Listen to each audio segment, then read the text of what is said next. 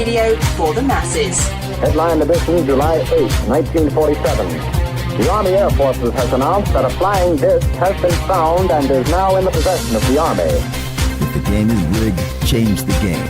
Game changer. I occasionally think how quickly our differences worldwide would vanish if we were facing an alien threat from outside this world. This is Fade to Black with your host, Jimmy Church, on the Game Changer Radio Network. Well, welcome. How you doing? It's Fade to Black. Yeah, I'm back. Today's Monday, January 12th, 2026. I'm your host, Jimmy Church. Let's do this, man. Yeah, here we go. Got a full week of Fade to Black coming up tonight. Timothy Alberino is back with us. Got some crazy discoveries to discuss tonight. Ancient mysteries. Tomorrow night, Zenka Caro is here. How to contact ET. Wednesday night, Marissa Greco. Hidden energy codes. And then Thursday night, Leanne Harrison. She's a conscious consultant, and we will be going through all of that this week. My next event coming up, it is next month. It is the Conscious Life Expo, the biggest conference of its kind in the world. 25,000 attendees, February 20th through the 23rd, 2026 at the LAX Hilton. I've been hosting this event for 10, 12 years. We really don't know what the count is, but it's something like that. Come and hang out with us. We're going to do a special event either next week or the week after with Serena Wright Taylor and Christine Augustin from the Conscious Life Expo. Full setup, full review of everything that you can expect at this year's Conscious Life Expo 2026. All right. Really quick before I bring Timothy in, I'm very excited about the show tonight. A couple of things, but I was just emailing back and forth with Bill. You know, one of our, the chief moderator that's been with us for many, many, many years, going back and forth about some stuff right before the show. And I said, dude, I'm outside doing my breath exercises. You're interrupting. And he writes me back, breath exercises? Who does that? Well, I do. Yeah. And I was breath and mouth exercises before the show. You know, you've got to be able to pronounce and think and breathe and and it's more of a crutch these days, but I do it every day before the show, any TV, anything that I do. And this started with me years ago. I was watching a bunch of opera singers backstage, and how they're walking around, right, just weird stuff. And I watched it over and over again. I was like, if that's what they do, that's what I got to do. So I started this routine, back in 2008, so almost 20 years ago. And I do it. And I was talking to Christina Gomez about this right before one of our shows. I said, so do you do your breath exercises? She goes, what? I go, yeah, you're a professional. What are you talking about, Church? I said, listen, Gomez. And I gave her a few things, and I can tell she's been doing them. Yeah, because that's what professionals do. All right. Let's get things started. I had a great weekend, and my thing, UFOs, conspiracy, life after death, science, physics, all that stuff, right? But ancient history, ancient mysteries is something that occupies all of my spare moments. And over the weekend, I watched Cleopatra. That's right, Elizabeth Taylor. All 3.5 hours of it. Watched it from beginning to end. It's a fascinating movie. It's great. 65 costume changes, right? And all of that. But the way that the images of Alexandria and Egypt and the costumes and the interiors of the buildings and the ships and all of that. It's just really fun to watch how it may have really looked back then. It's a great movie, and if you haven't seen it, historically too, I know the story so well, it's pretty on point, so if you get a chance, go and check out Cleopatra. It's just great. And tonight I get to really wrap things up with Timothy Alberino, and I titled the show tonight Ancient Mysteries. It's what he does. He's so good at it. And we're going to talk tonight about a lost Inca city. I'm very excited about this. And we're going to get into everything else. We're going to get into the Bible and forbidden knowledge and all of this stuff that just sits in between Timothy's ears. He's absolutely amazing, and I always have a great conversation with him. He's just absolutely one of the best. He's an author. He's an explorer.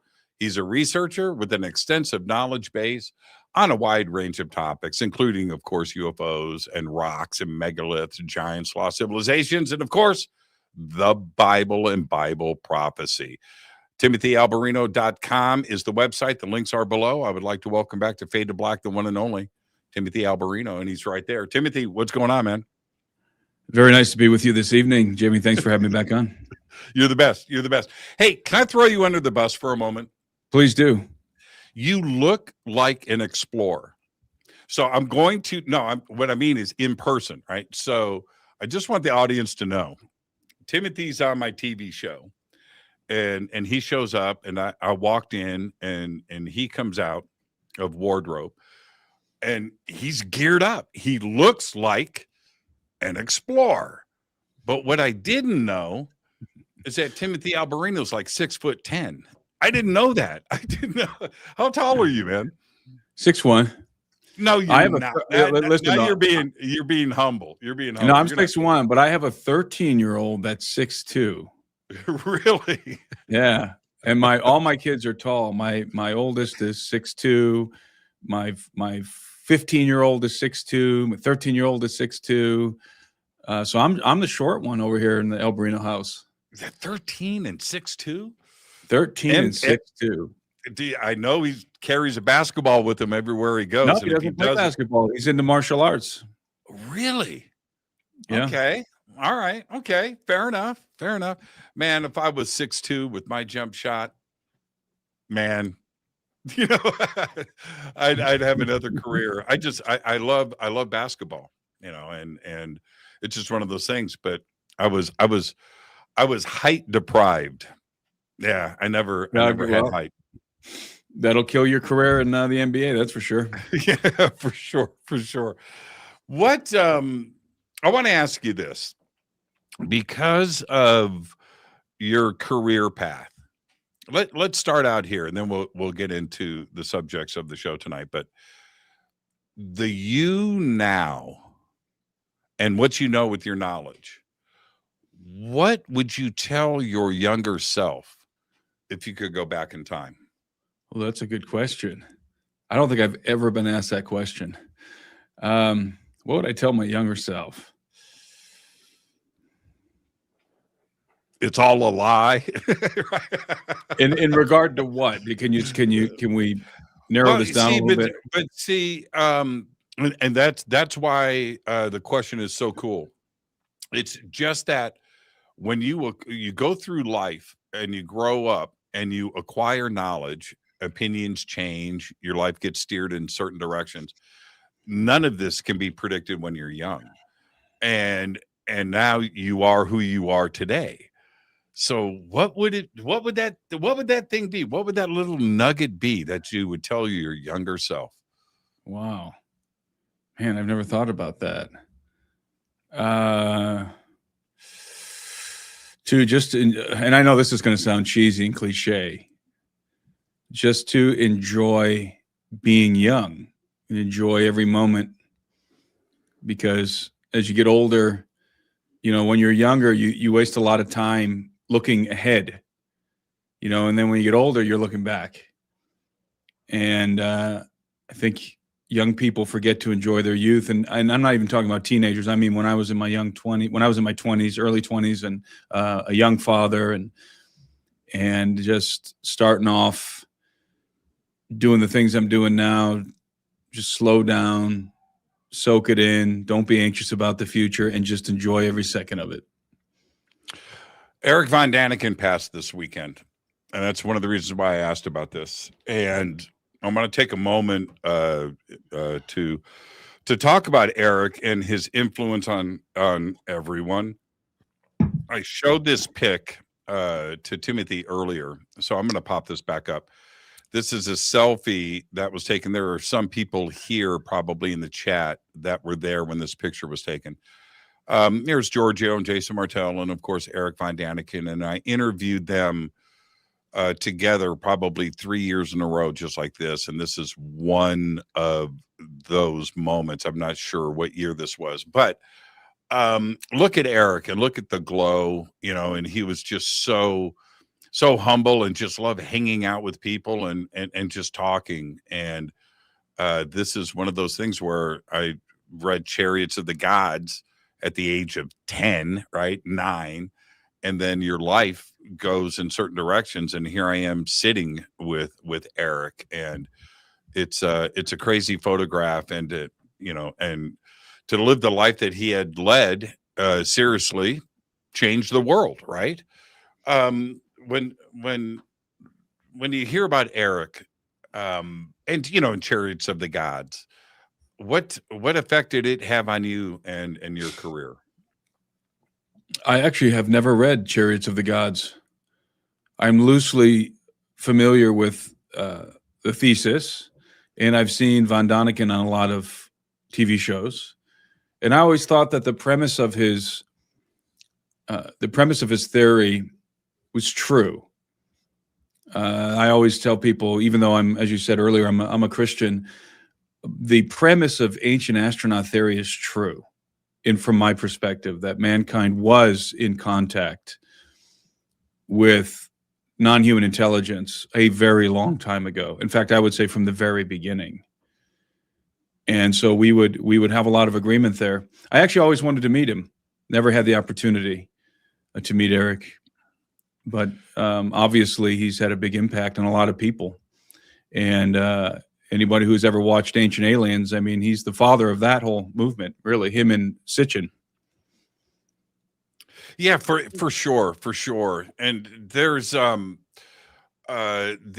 film Chariots of the Gods, which is what it is. I've seen it dozens and dozens of times. I have no idea. I love watching it.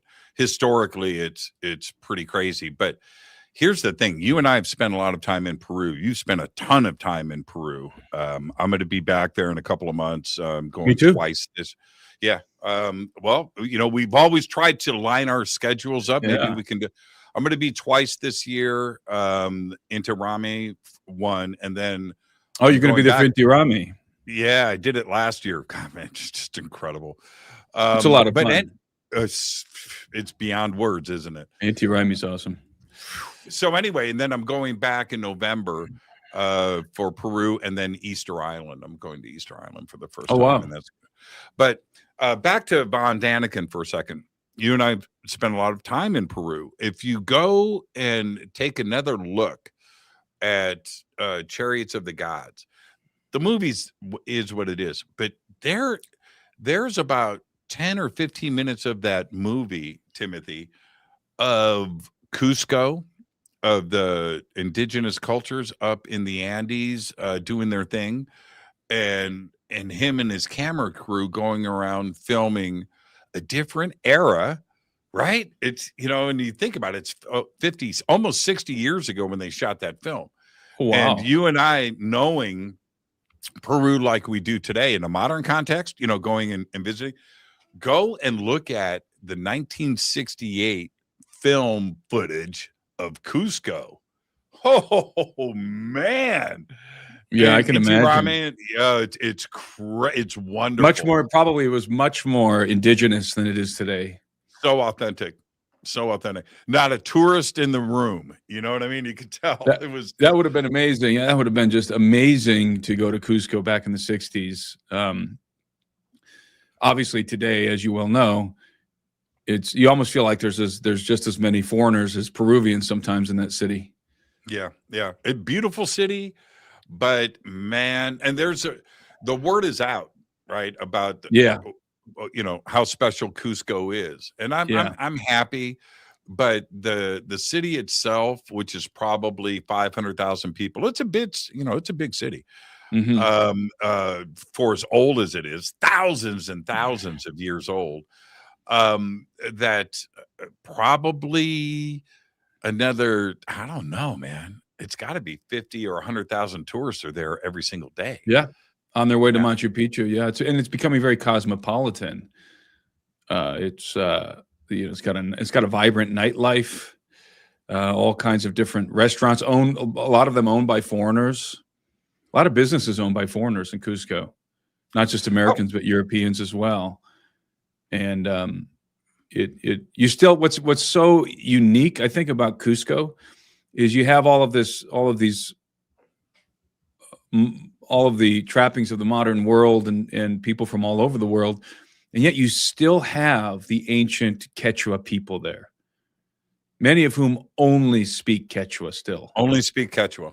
Yeah. Yeah. That's really unique. And you get out in the outskirts of Cusco and it's those Quechuan villages, those Quechuan neighborhoods where, again, a lot of them only speak Quechua. They dress in their traditional garb, and they're very much connected still to the traditions of the Andes and indeed of the Inca. When you speaking of Inti Raymi, the parade that they have, it's a multi-day celebration of the winter solstice, everybody. And so the every village, just about every village in Peru sends representatives to Cusco for the parade, and they come through the center, and it's the most it dwarfs the Rose Parade by times 10. It's like that crazy, that big. And there's 1 million people in that time, just packed the parade route. But every village has got their 50 sons and daughters, and they have a sign of the village that they're holding that, and they walk through, and they're dancing, and they're in their traditional costumes. Some of the costumes are just absolutely amazing, but you can tell they spend the whole year getting ready for that. Yeah. You know that actually goes back to Inca tradition. I don't know if you know this, but in the city of Cusco, the city of Cusco was divided into quadrants, and the native tribes, that the native people that lived, the various Andean communities that lived in Cusco were separated into these different quadrants, and by law they had to wear their traditional vestments. They couldn't just dress any way that they wanted. They had to dress according to their particular tribe, according to their community. And so that's what you see representative in Inti Raymi, is they're still celebrating that today, but it was a law, it was Inca law in Cusco during the reign of the Inca Empire, this separation between the cultures. And the Inca did that because they not only did that in Cusco, but Cusco was a microcosm of the larger empire, of the empire at large, and they were very strict about keeping the community separate. And they did that. That was their style of governing. It was very effective. One of the things that delightful is the right word, but the pageantry and the colors is the celebration that they do at Sacsayhuaman, which we've seen. Everybody has seen the walls and the megaliths and all that. It's held there at the parade field in between the walls, and the way that it is performed, you can tell it's stepping back in time. That's the best way to put it. It's exactly how it went down, back in the day. It is amazing to see. And very emotional too. Very emotional. you're probably aware that during Inti Raymi, Inti Raymi begins at the epicenter of the Inca Empire, which within Cusco, which is the Coricancha, which is the place of gold. That's the that's the epicenter of the empire. And it was in Coricancha where, of course, they had the Temple of the Sun and the Temple of the Moon and the Temple of the Stars and so forth. And they had the solar disk representing Inti, the sun god. And they also had the mummified remains of past emperors, past Sapa Inca, of the great Inca kings. And the Inca would take these mummies out during Inti Raymi, and they would put them on litters, seat them on litters, and they would carry them around the city as if they were still alive. And that was a big part of Inti Raymi. I went down to the start of the parade in front of the Coricancha, watching everything, as everybody's prepping. It's oh man, the colors, but it almost reminded me of the parade in The Godfather. Remember when they're coming down, right? It's like that, where they have these huge altars with probably 30 or 40 men carrying it, right, and lifting him up and bringing him down, and you're watching. Oh man, so they would have the living Sapa Inca on his litter, and then they would also parade the past Sapa Incas on their litters. And that's, this is common among the Inca, this antecedent worship, where the ancestor worship, where in important places around Cusco and in the Andes in general, they would place a mummy of an important person, as if the person were still alive, like trying to reanimate the spirit of this person and converse with this person as if they're still alive. And that's why you'll often find these what people describe as false doors. You've probably seen this. Have you been in Ñaupa Iglesia? Yep. On the way to Ollantaytambo, there's this site called Ñaupa Iglesia, which is up on the hill, and there's this kind of like a cave, and there's a false door in the cave, and they would put a mummy there. And then right across from that, there was an altar. And these mummies, the Inca had you could almost describe it as necromantic, where they had this very strong connection to their ancestors, and they venerated their ancestors, and they kept them around. That's why they mummified them. And it wasn't like the Egyptians; they mummify them and put them in a coffin. No, they mummify them and put them like in the house, or in the temple, or in the Ñaupa Iglesia, in that false door. Put a mummy there.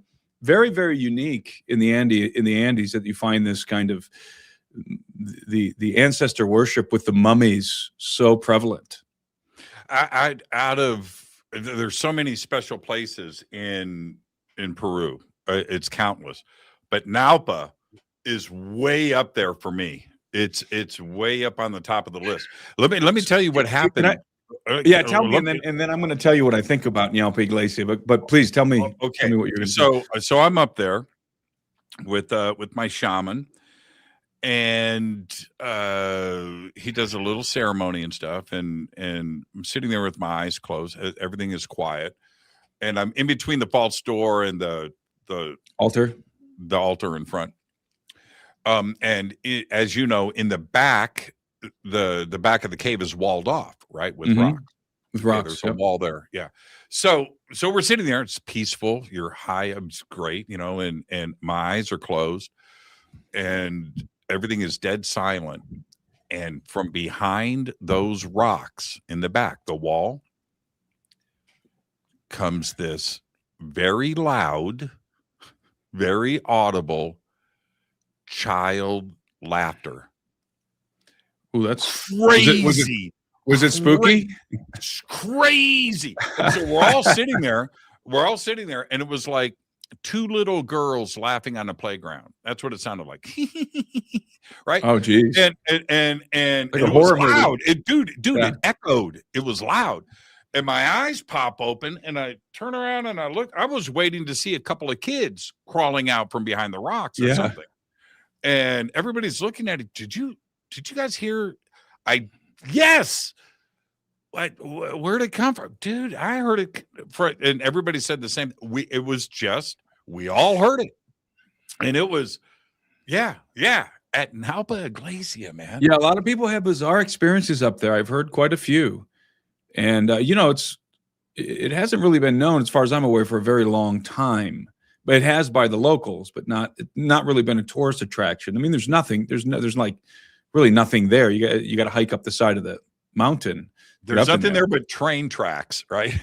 Yeah, right. There's a That train cut that through the goes right valley. through there. Yeah, So and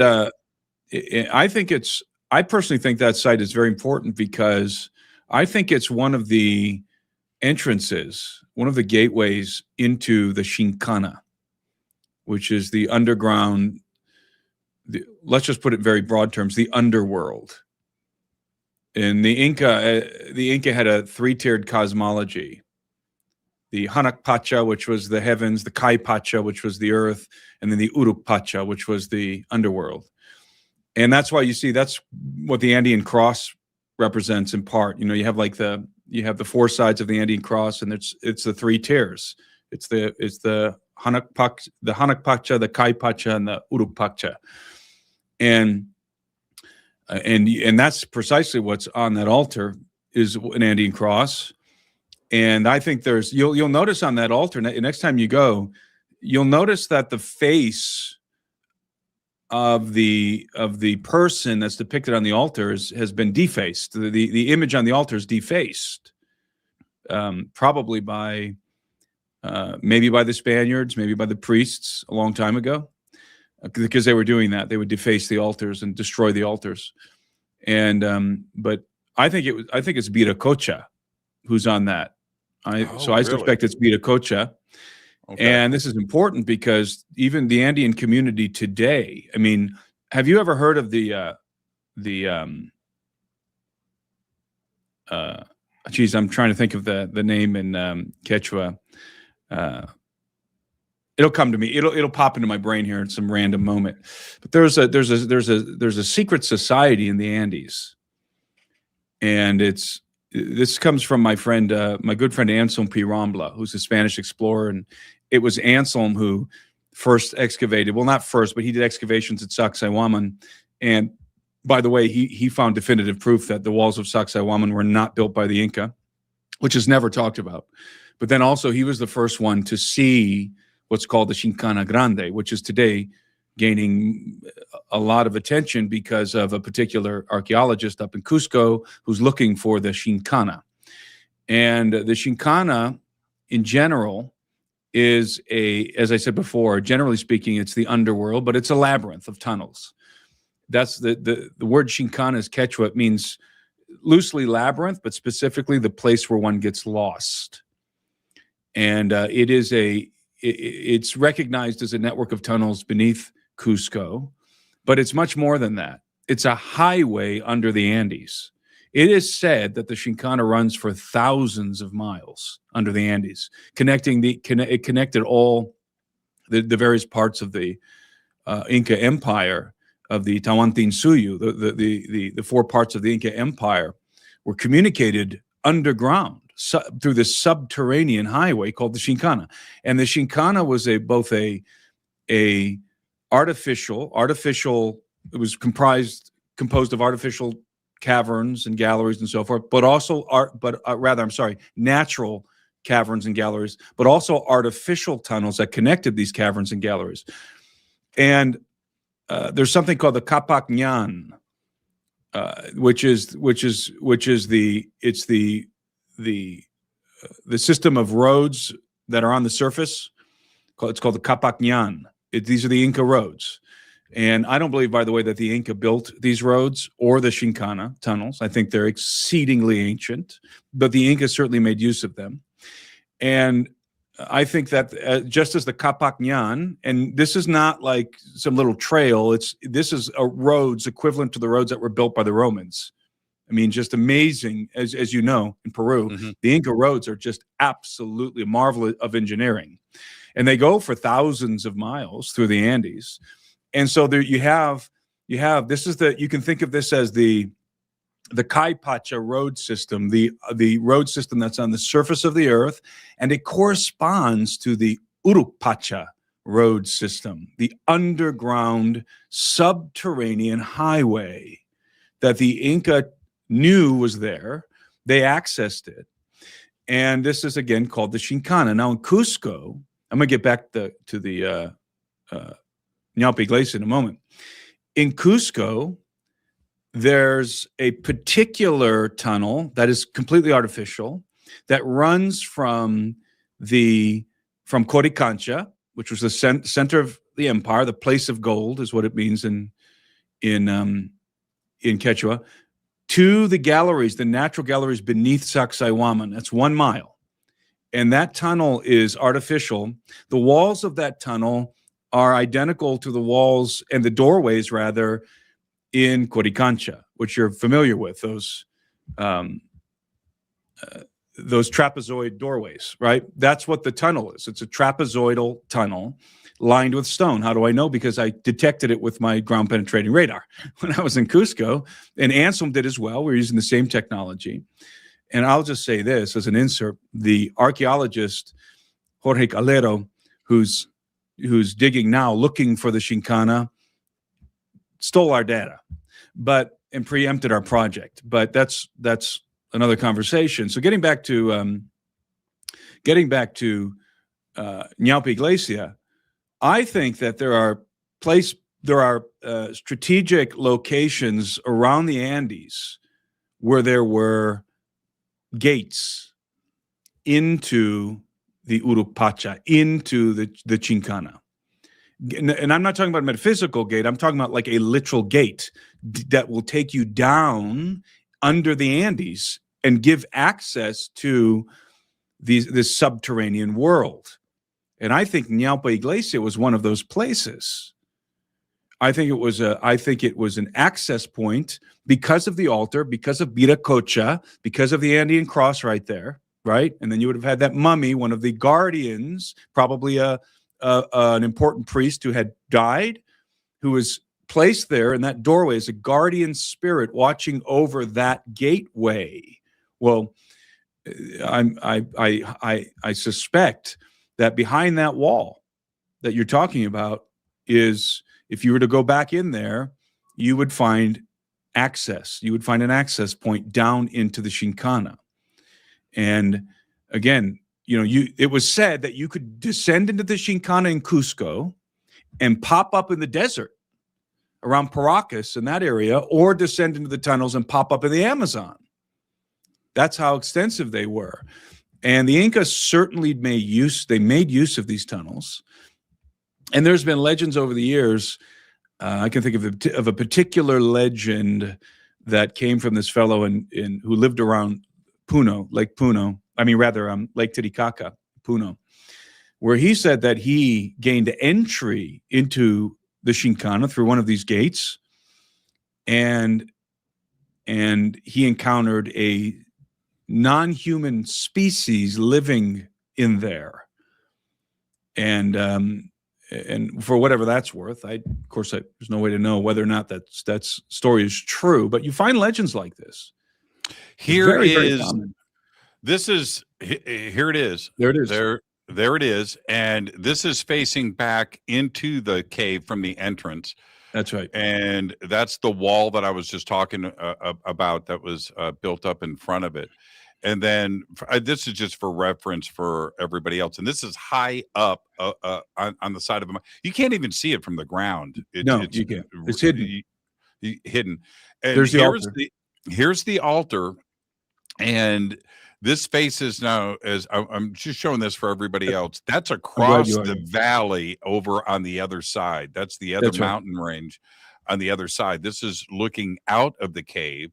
And then you have, this is so beautifully carved, but there's only parts of it left. What do you notice about that? What do you notice about that? You see what I mean? The three tiers, Kai Pacha. I mean, the Hanak Pacha, the Kai Pacha, and the Uruk Pacha represented right there. What's in the middle of the three? A gate, a door. Yep. And then on each side of that door, there's an effigy. There's a face that's been defaced.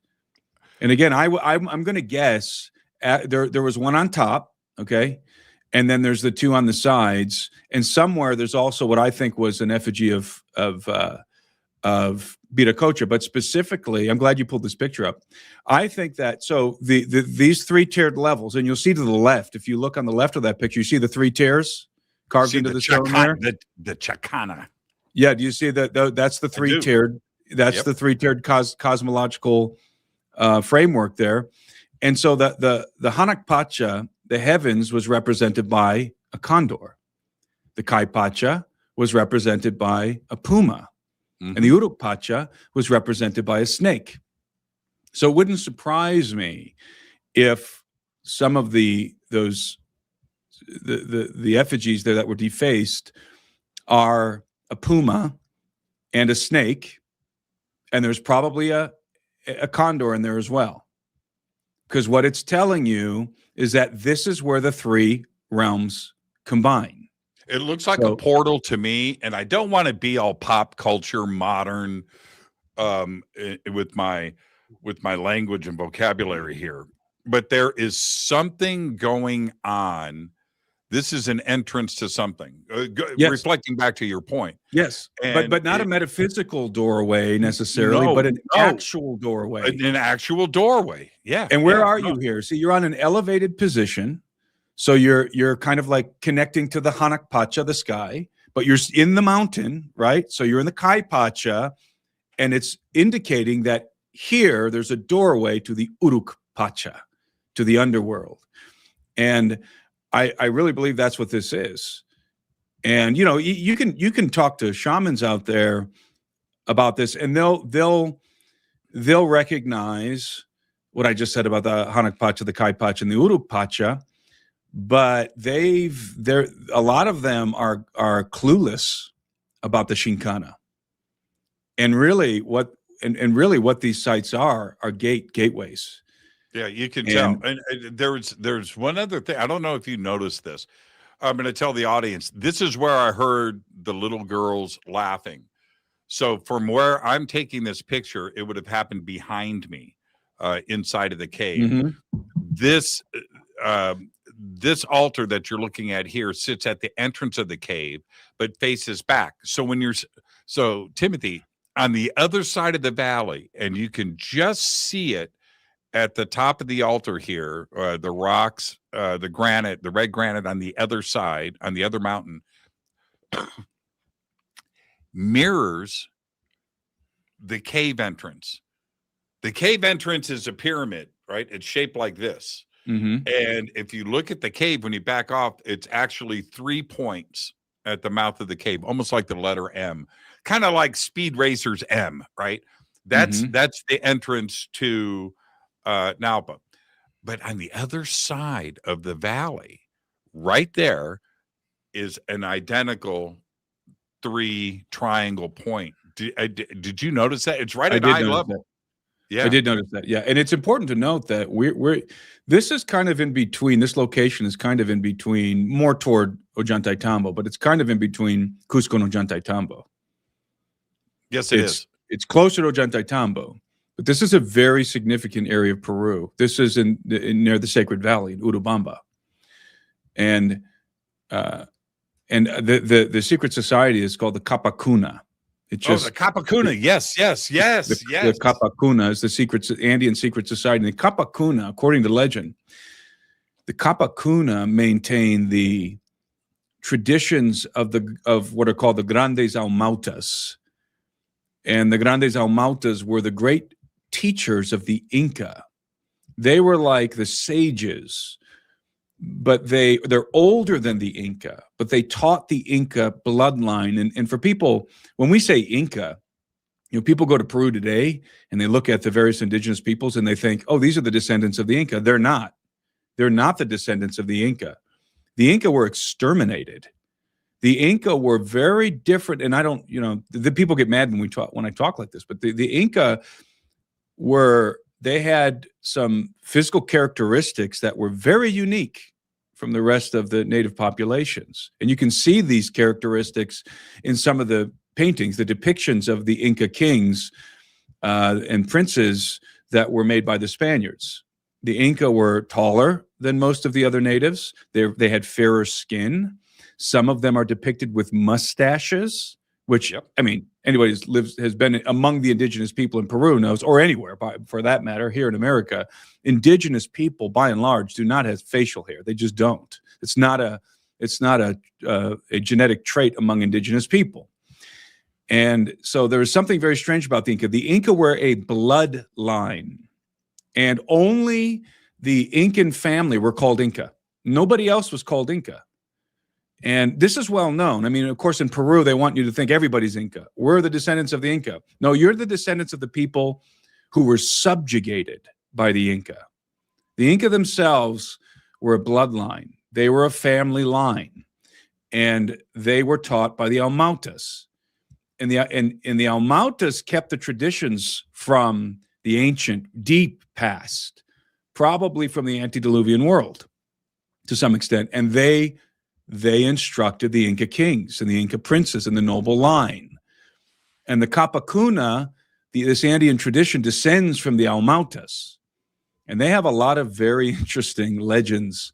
And I was taught all of this by my colleague Anselm Pirambla, who Anselm has a very, very close connection to the Capacuna, and has spent a lot of time with them. He also was in Tibet, spent a lot of time with the Tibetan monks. That's a whole nother story. But these are things that are kind of secret in Peru. You have on one level, you have like the tourist level.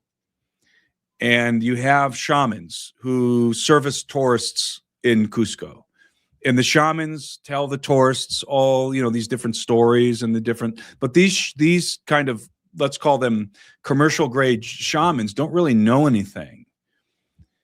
It's the Capacuna among the Andean communities for example, the highest level of shaman, and shaman's not even a good word for these guys. They're called the Alto Misayak.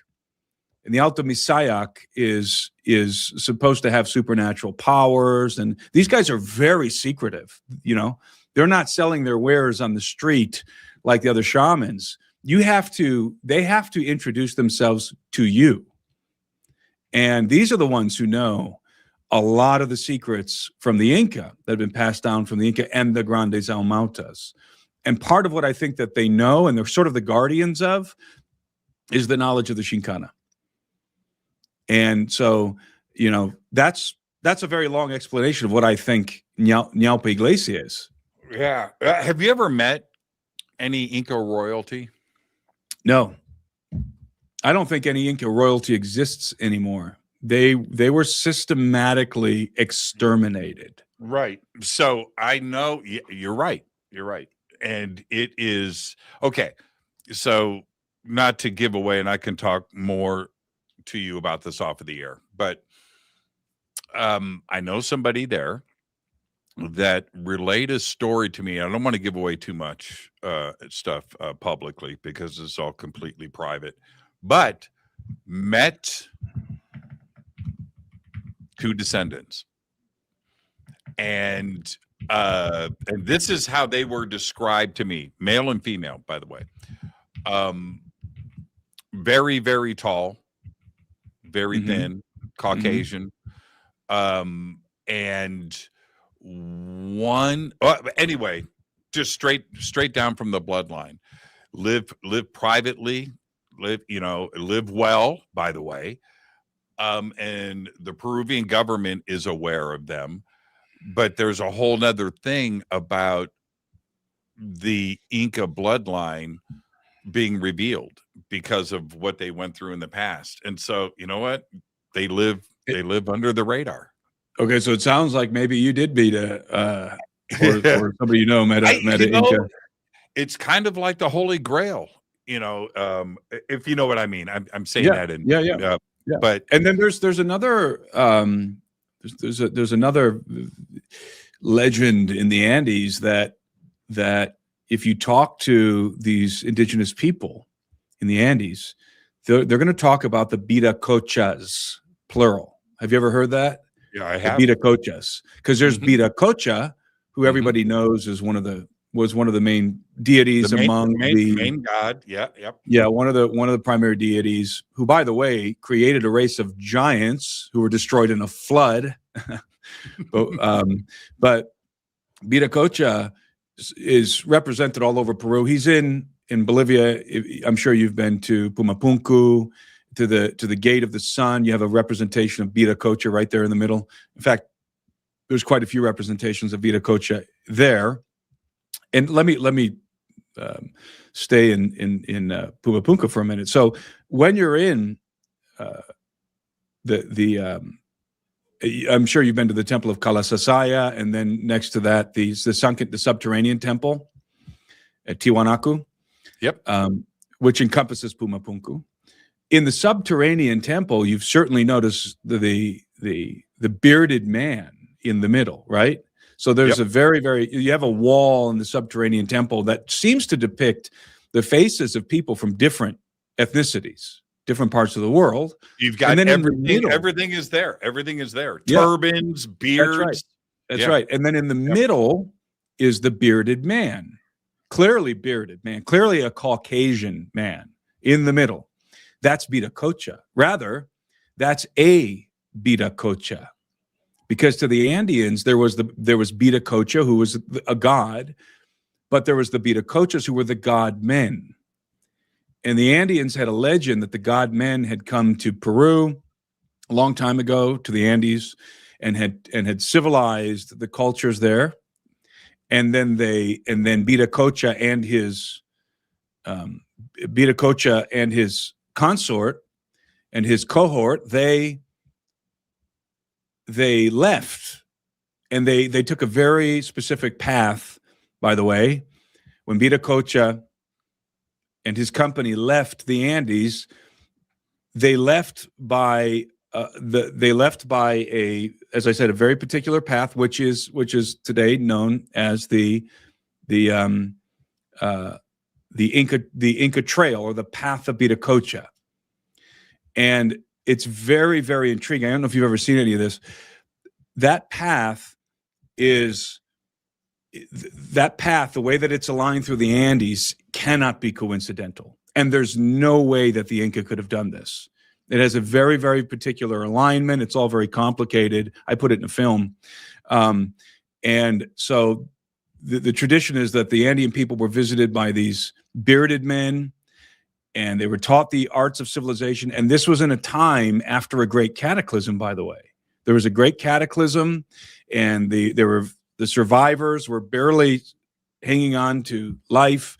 And then suddenly, the Viracochas appeared and began to re-civilize them, and then they departed over the sea. And the Inca believed, and not just the Inca, the Andean people believed that the Viracochas, the bearded godmen, would return to their shores, and at some day in the future. And it is a matter of history that when the Spaniards arrived, the reason why, and this was the case, by the way, in Central America too, with Montezuma and the Aztec, because they have the same legends, but they call them Quetzalcoatl.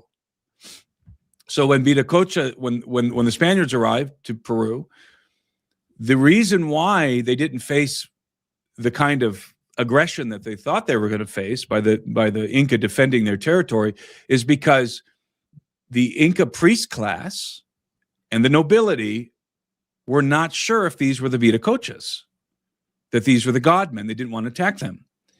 And it was Atahualpa, the Sapa Inca Atahualpa, who decided to meet with them outside of Cajamarca. And this is when the Spaniards basically first encountered this is when, for sure, they first encountered the Sapa Inca, the Inca king, and his army, which was huge, by the way. So big that they were encamped around the city. They vacated, the city of Cajamarca was vacated, ancient Inca city, very important city in the mountains. They vacated Cajamarca, and the armies were in the mountains, and the Spaniards didn't know this. They came into Cajamarca. It's empty, and so they took up residence in the plaza. And then at nighttime, they realized that they were encompassed by the Inca army, and they saw all the fire, all the light from all the fires going appearing at night, and they were so shocked that they literally record that they peed their pants. And then the next day, they met the Sapa Inca Atahualpa, who was coming specifically. He came in his litter. He was carried in his litter, and with all his procession that went before him. And there was people dancing and playing instruments, and nobody was armed because the Sapa Inca was coming to see if these were the Viracochas. Right. And of course they weren't. And the Sapa Inca got slaughtered with thousands of Inca in the plaza, and he was taken captive. So the point is that there's this old legend among the natives that the Viracochas are going to return. And furthermore, today, the Kapakuna will tell you that the Viracochas have returned and are living beneath the mountains in the Urupacha, in the subterranean world beneath the Andes. And how do they describe the Viracochas? They say that these are tall, fair-skinned people. Some of them have beards and blonde and golden blonde hair and blue eyes, and they fly around in saucers. And the Andean people will tell you that some of the villages have been visited by the Viracochas. The saucers would land, and the Viracochas would come out of the saucers and interact with the people. In some cases, you'll hear stories in which the Viracochas provided medical assistance, technologically advanced medical assistance and so forth, and then they get back into their saucers and fly away. And the Andeans to this day believe that the Viracochas are living in the Andes, in this subterranean world. And this sounds a lot like the Pleiadians. It does. My shaman, his name is Wilco, by the way, and he's amazing. And so he says to me, I mentioned this to you before, but I'll say it now on the air. He said to me last year, he said, "Okay, man, so when you come down for Inti Raymi, I'm going to take you to a secret location outside of Cusco, high in the mountains, where the ships come down. Mm-hmm. This is private. This is invitation only, but I will take you, and you will get to meet everybody." And so he said, now back to, I want the audience to understand what Timothy is saying here. This is not a people, a culture, especially the Quechua, that watches ancient aliens.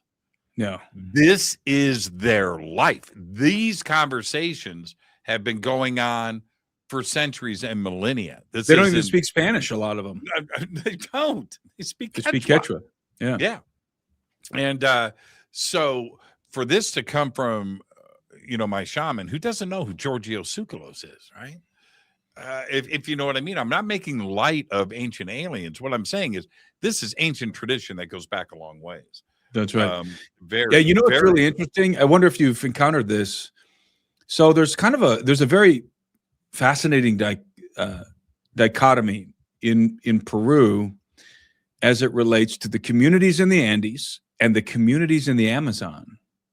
So the communities in the Andes, the Quechuan people, they will talk about benevolent Viracocha beings who are flying around these flying saucers, and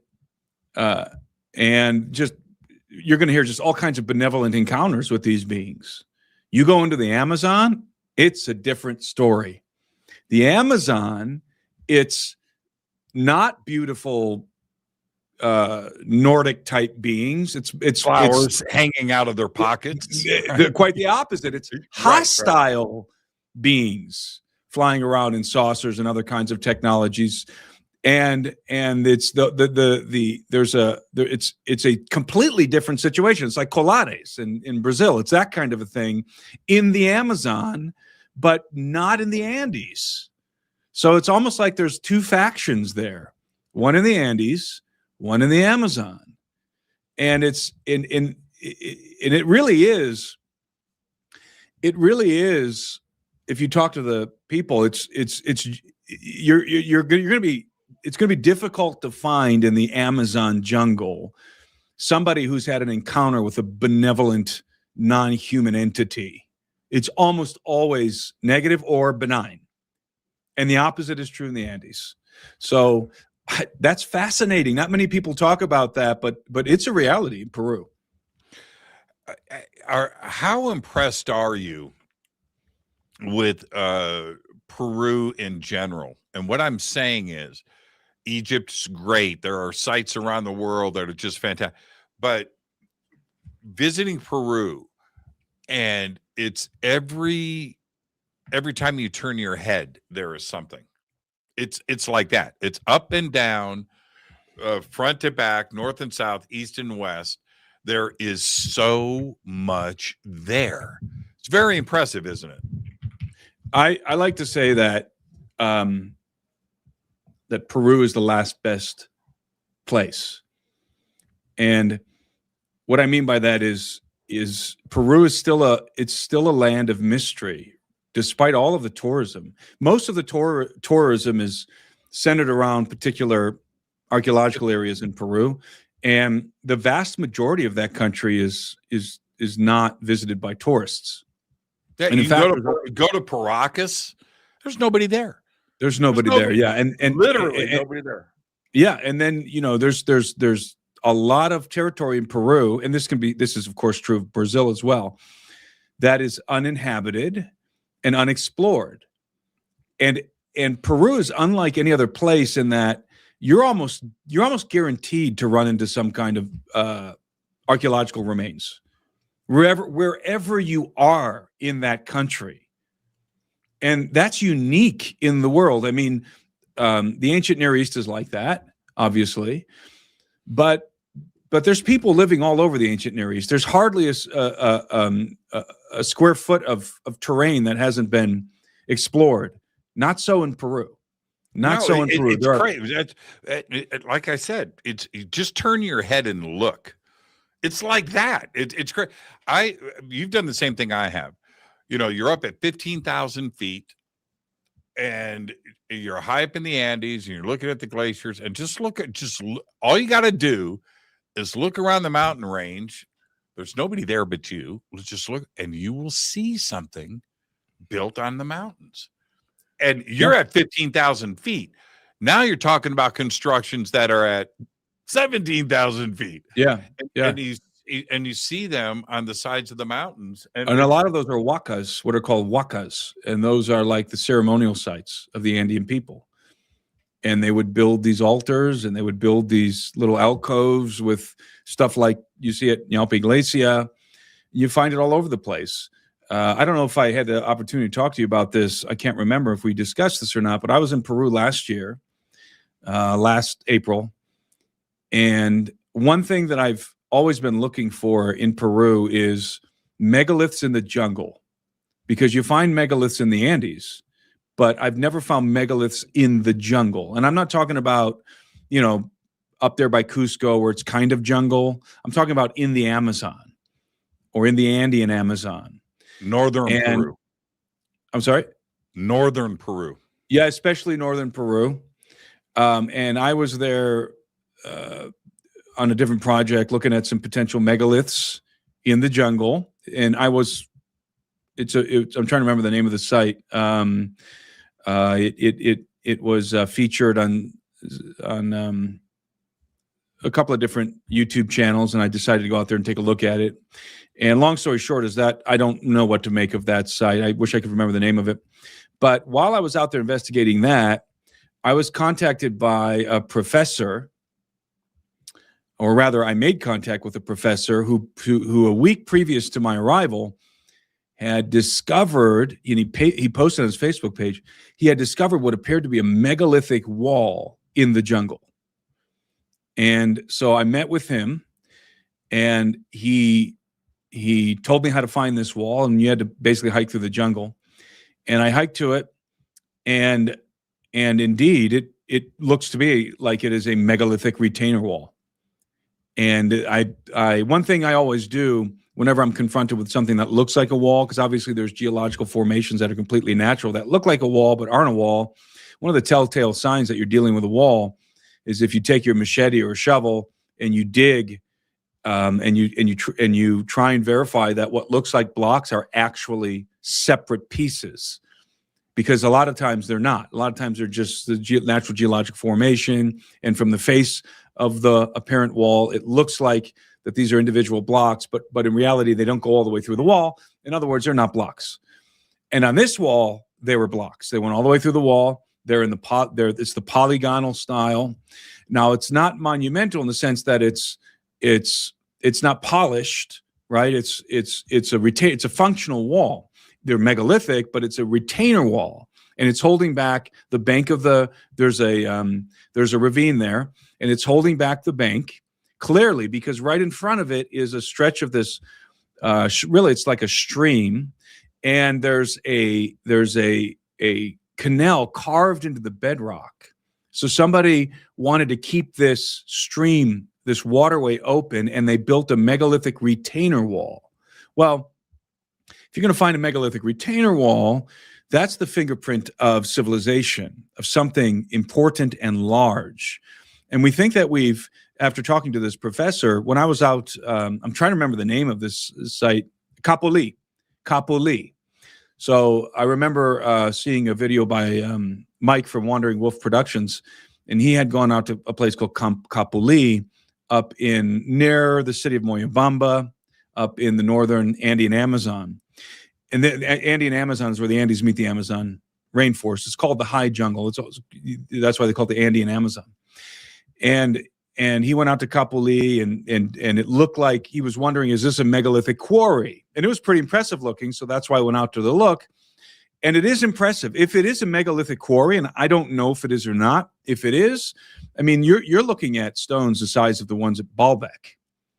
If it is a megalithic quarry, but again, unsure. However, I realized going out to Kapoli, and this is way off the beaten path, like no tourists go here. This is just a village up in the mountains, and there's no road that goes to it. You have to hike to it, but you're hiking on an ancient road, a very well-kept ancient road. And then when I talked, and the next day when I talked to the professor, he told me that they're looking for him and his group. He has a research group, other professors from the University of San Martin and the University of Moyobamba, and they're looking for the original foundations of the city of Moyobamba, which was established by the conquistadors, and because Moyobamba moved, the city moved, and they discovered as they're researching, looking for these foundations, they realized they stumbled upon what they call a corridor between some very important cities in the jungle, Chachapoyas, in the Andean Amazon, Chachapoyas, Moyobamba, and then way south is the famous, well, not so famous, but absolutely remarkable lost city. And the name it's on the tip of my tongue and I can't think of it right now. It's going to come to me. It always does. It's some random moment, but there's a remarkable lost city at the end of this corridor. And in the midst of these 3 points is a vast region of untracked high jungle. And we realized that there are roads going right into this thing, right into this untracked jungle. And furthermore, I think I found evidence of a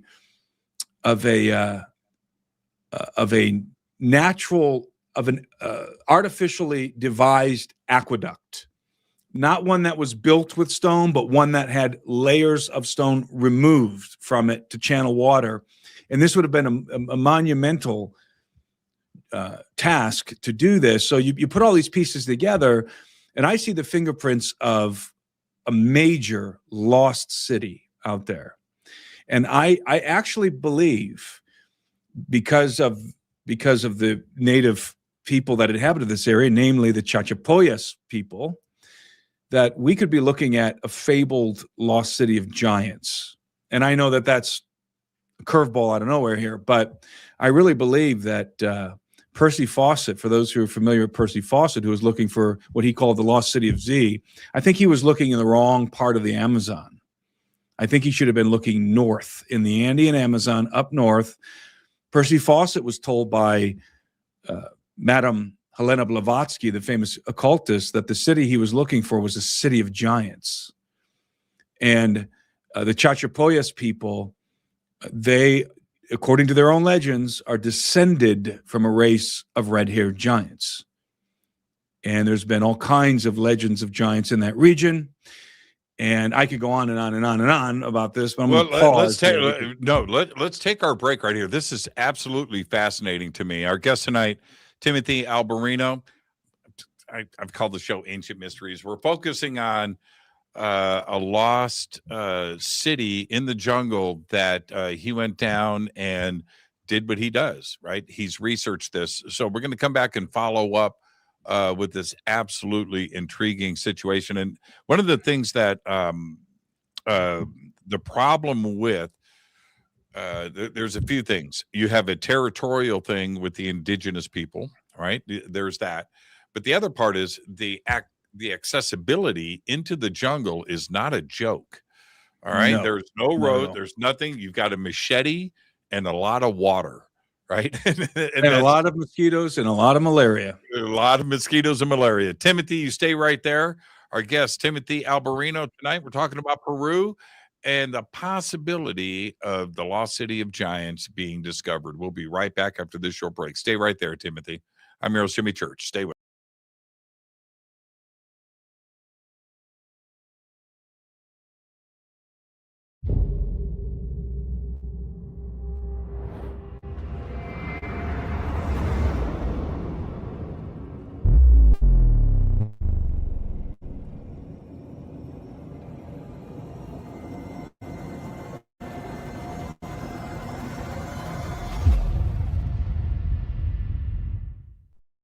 Subscribe to our YouTube channel to get your alerts and access to over 2,000 videos. Click that subscribe button right now. Go to jimmychurchradio.com and get the Fade to Black official podcast. 2,000 episodes, all of them commercial free for just $2 a month. I am hosting, speaking, and presenting once again for the Conscious Life Expo, the largest conference of its type in the world. February 20th through the 23rd, 2026 at the LAX Hilton. Speakers, event, and schedule easy. Just visit consciouslifeexpo.com. I will be hosting and speaking at the Sedona Ascension Retreat, March 20th through the 22nd, 2026 in Sedona, Arizona. An amazing list of speakers, and it's beautiful Sedona. Come and hang out with us and just go to SedonaAscensionRetreats.com. I'm heading back to the Midwest for the Contact Modalities Expo, May 1st through the 3rd, 2026, in Delavan, Wisconsin, at the Lake Resort. It is beautiful. This is a great conference right in the heart of the Midwest, where I'm from. I'll see you there. Just go to Contact Modalities Expo, that's XPO.com. I will be hosting and presenting once again at Contact in the Desert. That's May 28th through June 1st, 2026, the largest UFO conference in the world. Come and hang out with us June 23rd through July 1st. Tickets and everything else that you need is at contactinthedesert.com. Want to change your life? Want that paradigm shift? Then visit Peru with Brian Forrester and myself for the Inca Celebration of the Sun, June 23rd through July 1st, 2026. A full 10 days of visiting the country, all of the amazing sights, and of course, the celebration of the winter solstice. It's all simple to do. Go to hiddenincatours.com. Come join us for the Monty Python Scotland Tour, August 1st through the 9th, 2026. This is a once-in-a-lifetime event where you get to go to the castles from Monty Python and the Holy Grail. August 1st through the 9th, 2026. Just visit HaleyARamsey.com. Watch Into the Vortex on Gaia TV. It's fade to black for the screen. Simple to do. Go to Gaia.com, search Jimmy Church, or click on the link below. Follow Fade to Black on Twitter at JChurchRadio. Get all of the show updates every single day.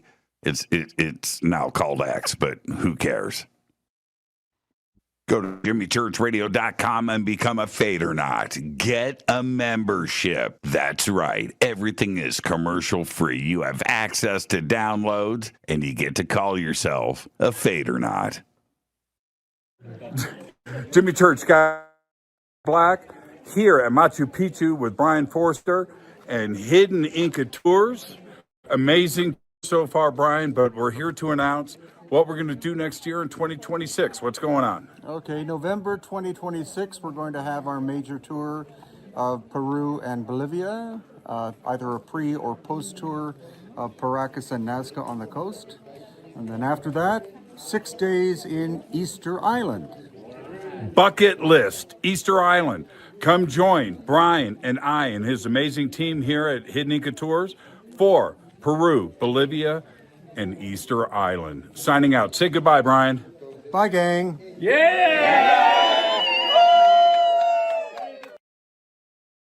River Moon Coffee, makers of the Fade to Black blend. Truly the best coffee on planet Earth. Just visit rivermoonwellness.com or their Amazon store. It's all simple to do. You can check out the Fade to Black blend, the Game Changer blend, or any of their Black Moon wellness products. It's the only coffee I drink.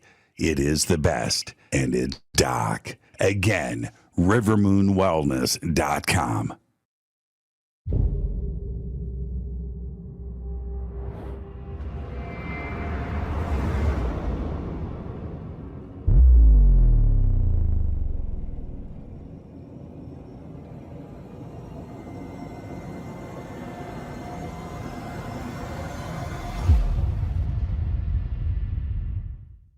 Welcome back. Fade to Black. I am your host, Jimmy Church. Tonight, our guest is Timothy Alberino. We're talking tonight about the possibility of an ancient metropolis that has been discovered in Peru, in the jungles of Peru.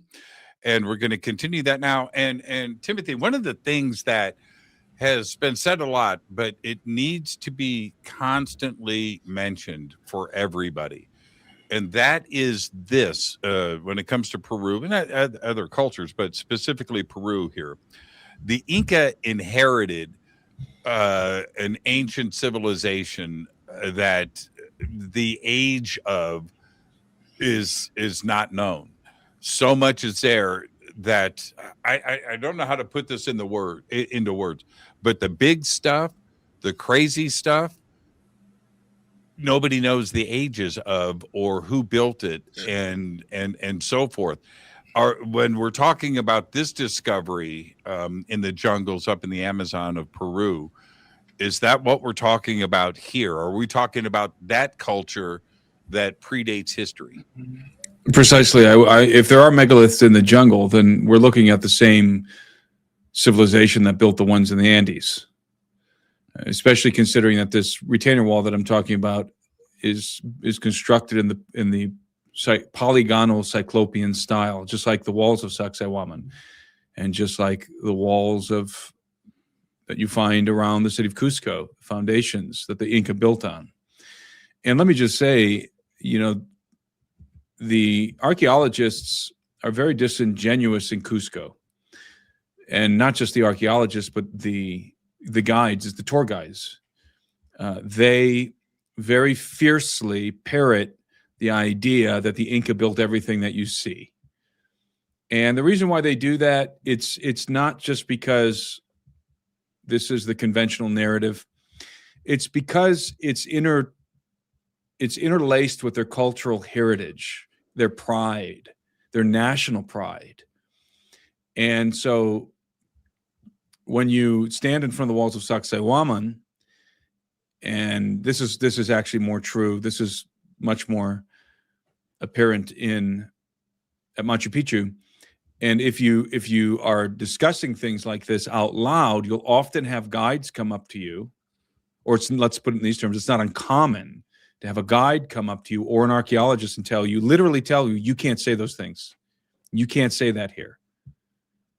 You can't say that the Inca didn't build this. You're stealing our cultural heritage. This is our cultural heritage. And there's a couple of problems with that. Number one, it's not their cultural heritage. The Inca, as we said earlier, subjugated their ancestors. Their ancestors were not part of the Inca. They were not part of the royal bloodline. And then secondarily, the Inca never claimed, even if the Inca were their ancestors, the Inca never anywhere claimed to build any of the megaliths, ever.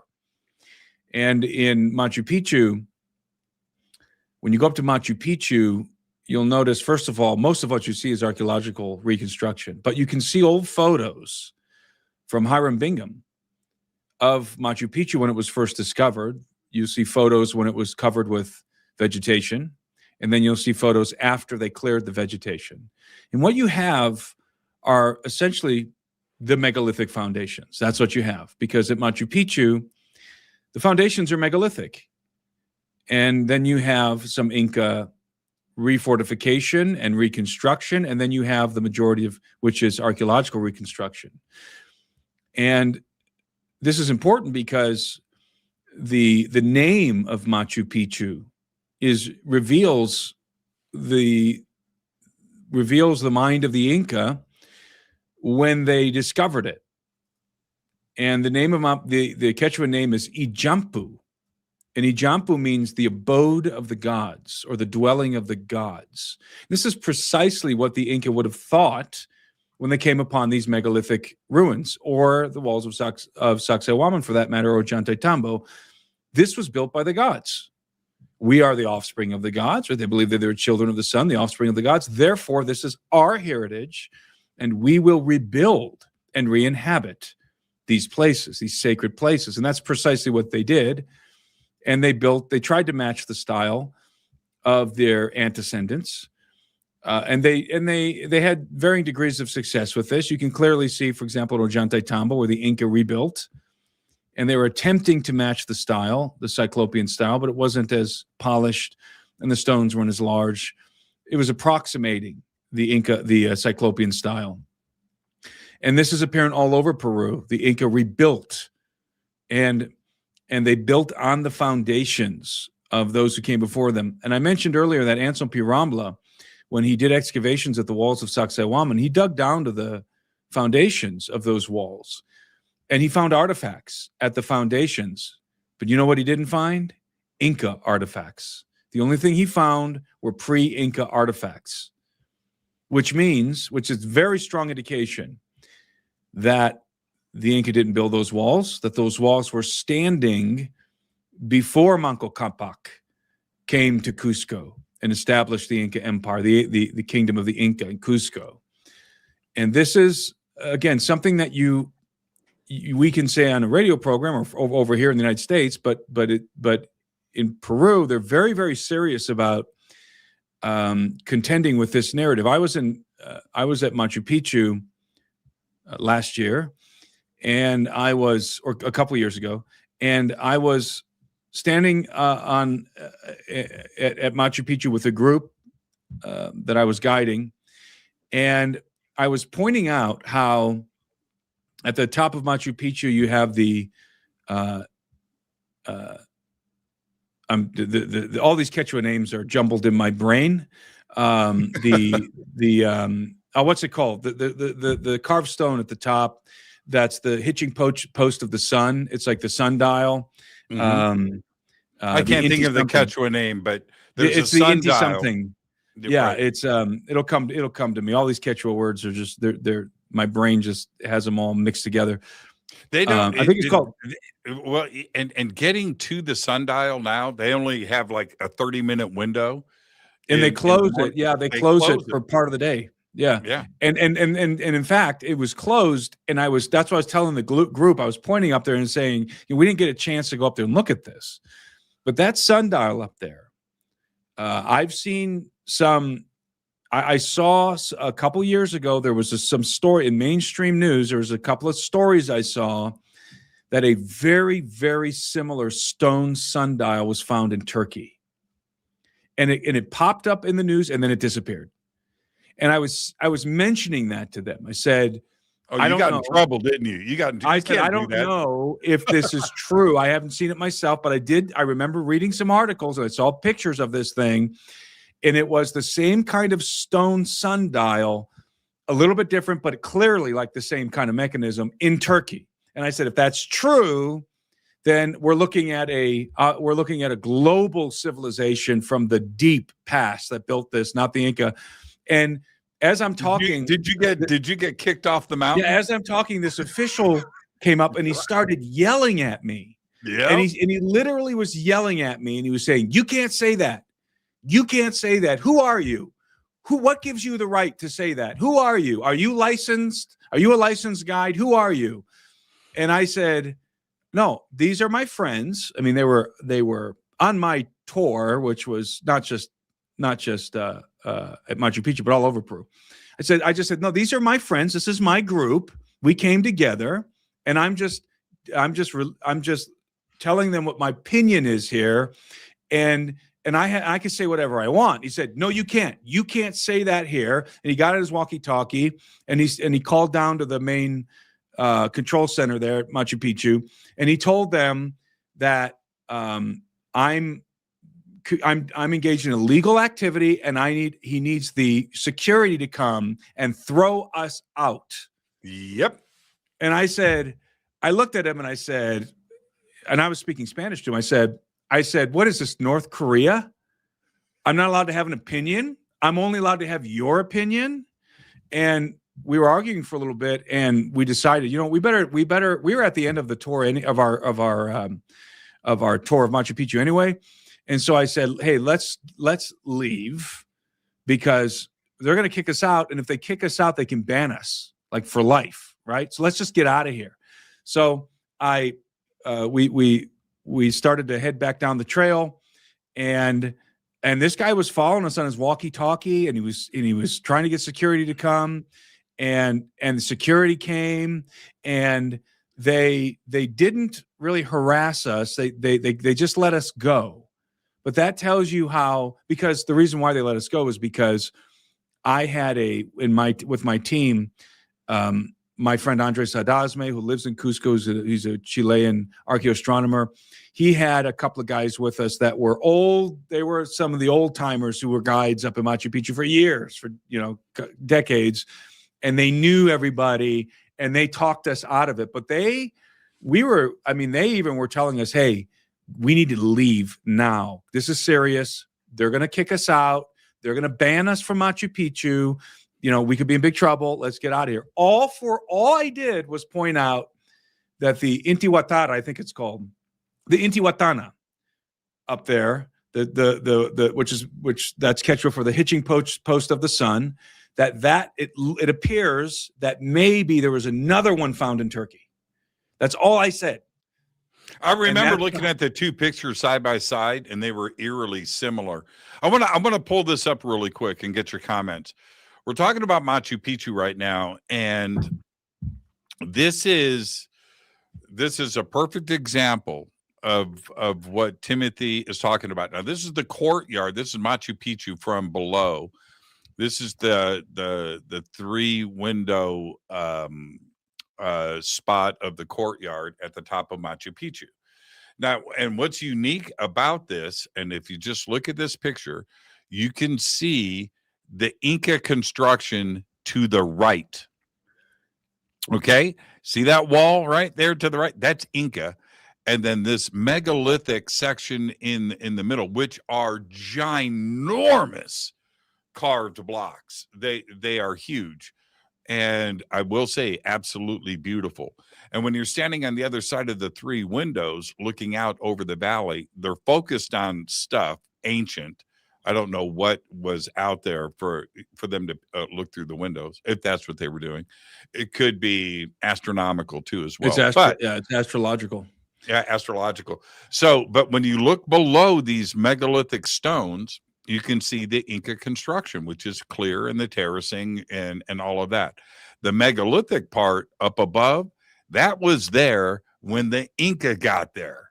Yes, and that was certainly there. That was certainly there when Hiram Bingham discovered it, because he took pictures of it. Right. And it's hard to distinguish what's Inca and what's archaeological reconstruction. But certainly there's Inca levels that you can tell, because archaeological reconstruction, they glue stuff together like with cement. Sure. But it's I think that Machu Picchu was one of the main functions of Machu Picchu was it was astrological.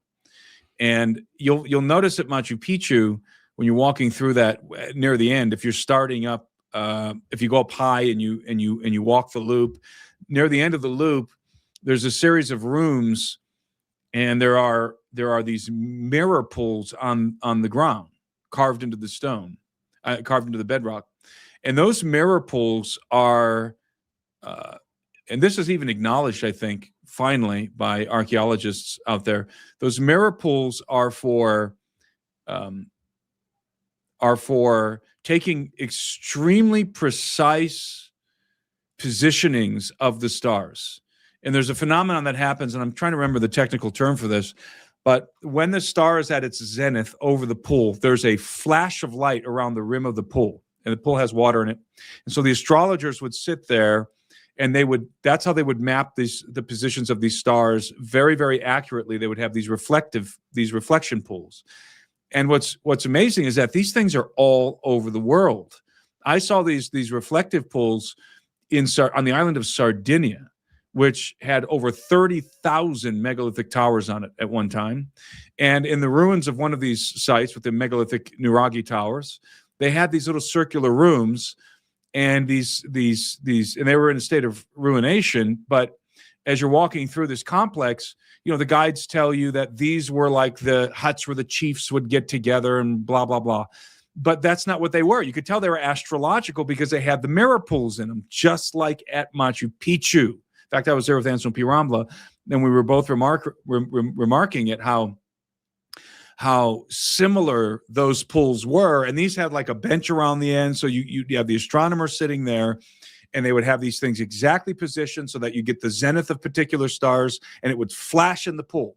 And then they would know that is when that star was exactly directly above them. So this is science. And they're doing this all over the world. And that is another fingerprint that you're looking at a ubiquitous knowledge. And it's just, in Egypt and in Peru and anywhere there's megaliths, you have those same canal-like scoop marks in the stone where they were quarrying stone. And it looks like the stone was soft, like somebody took like a ice cream scooper and just scooped this stone. It's everywhere. It's in Peru. It's in Egypt. It's everywhere. There's megaliths. And the problem with archaeologists, and I'm kind of riffing here for a minute, the problem with archaeologists is they're so myopic in their view. They're just looking at one particular place, like in the Andes, and because they have this isolationist perspective, anthropological perspective, they don't step back and see the global picture.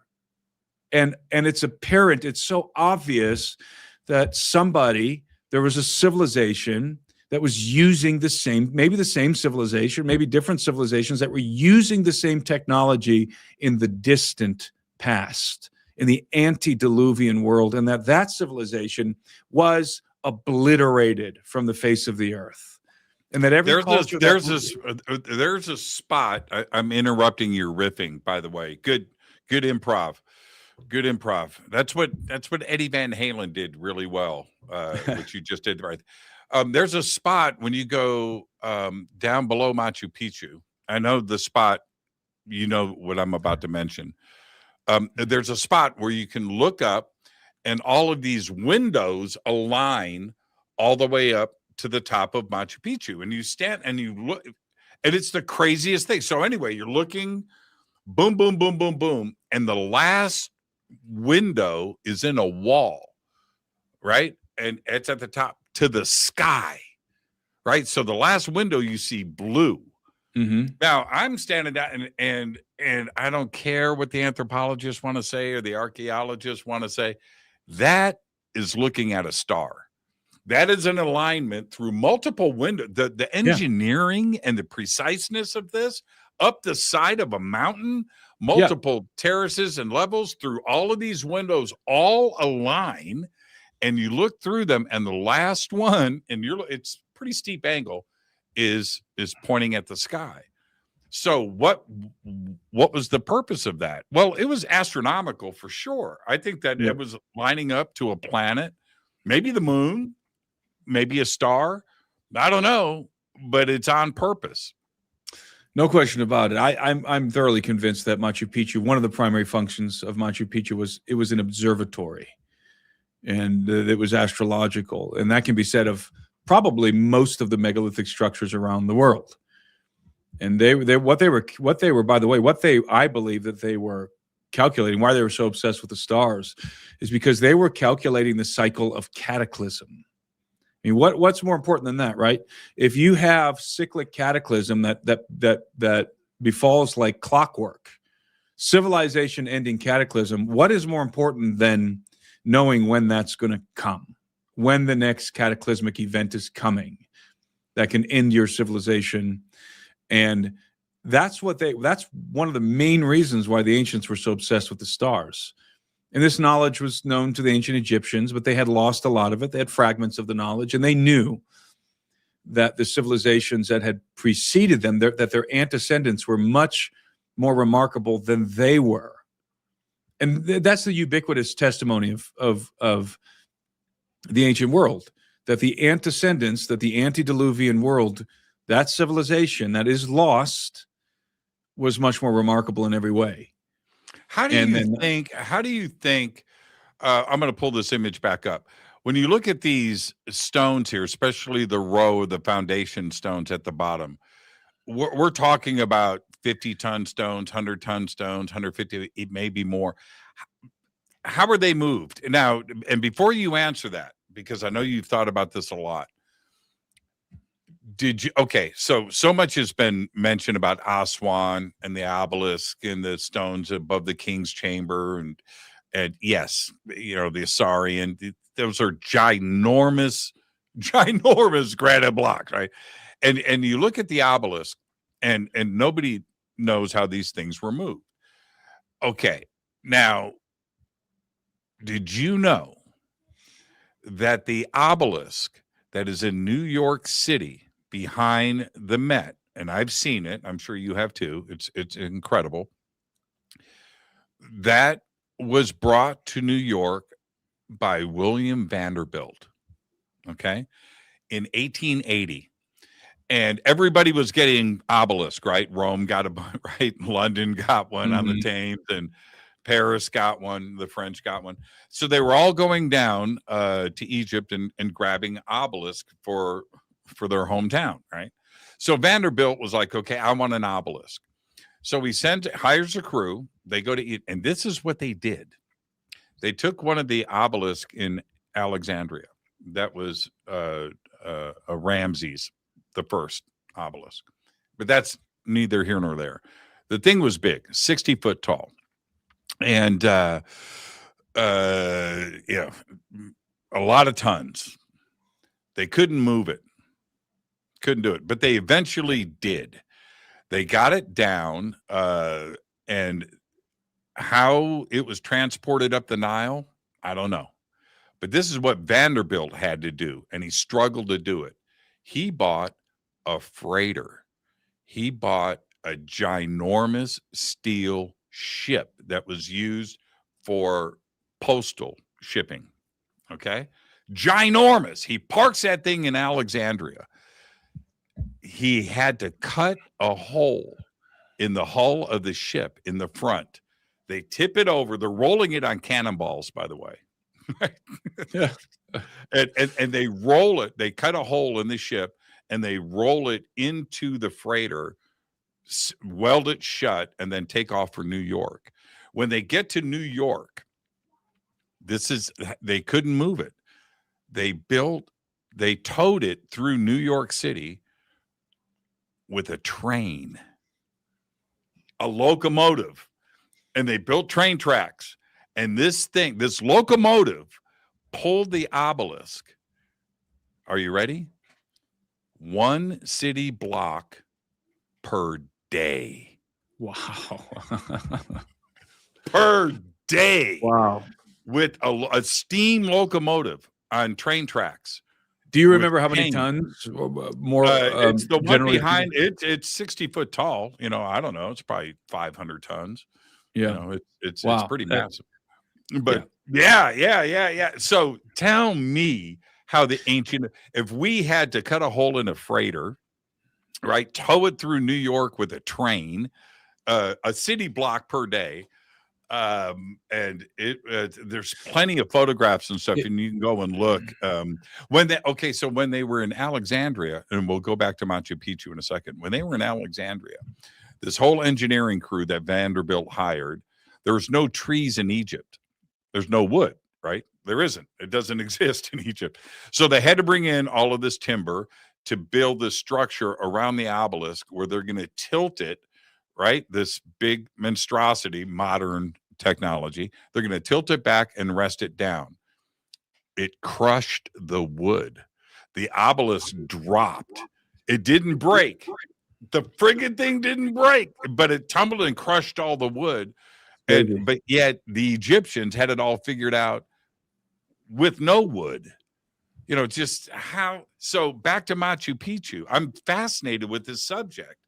When you look at these stones at Machu Picchu, which are just an example of everything else around the world, Baalbek and Egypt and certainly Peru. Malta, incredible. Very similar to Malta.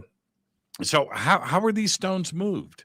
And we're talking about thousands of years ago, everybody. This isn't last week. This is predating everything. How did they move these stones? What do you think? I have no idea is the answer. I mean, I like to think one of the more entertaining ideas that I often consider is mammoths, mastodons, teams of mammoths and mastodons maybe pulling stones. I don't know if that's true. I do believe that these things were built in the last ice age, so you'd have mammoths and mastodons around and other very large animals. There's no evidence of that. I mean, you'd think that you would find all kinds of mammoth remains in these areas. So that's just a fun hypothesis. I'm not sure that there's any reality in that, but I have no idea. People talk about all different kind of potential methods, including sonic levitation and different kinds of methods using leverages and levers and there's a multitude of ideas, but I have no idea. I mean, moving these stones is actually, when you consider the megaliths in Peru and other parts of the world, but especially in Peru, because a lot of them are polygonal or irregularly shaped, getting them to the site isn't even the hardest part. The hardest part is lifting them into place so precisely. Like okay, move 300-ton stone, or move these dozen stones that weigh 100 tons plus, right? Okay, once you get them on site, now you got to take them and assemble them like a jigsaw puzzle. That's where the real work begins. Not just moving them, but lifting those freaking things into place. It doesn't. I can see it now, right, Timothy? Okay, it doesn't fit. Bring it back down. We got to shave this side off a little bit more, and we're going to place it back. That's the problem. There is no bring it back down and put it back up and bring it back down. That's untenable. That's not what's happening. That would have been just such a ridiculously meticulous, difficult, impossible task. Whatever they were doing, people say, well, we know how they were softening the stone. They were using, according to one tradition in Peru, they were using these plants that would soften the stone. Okay, fine. Herbs, right. That's okay, whatever. But we know that the stones were quarried.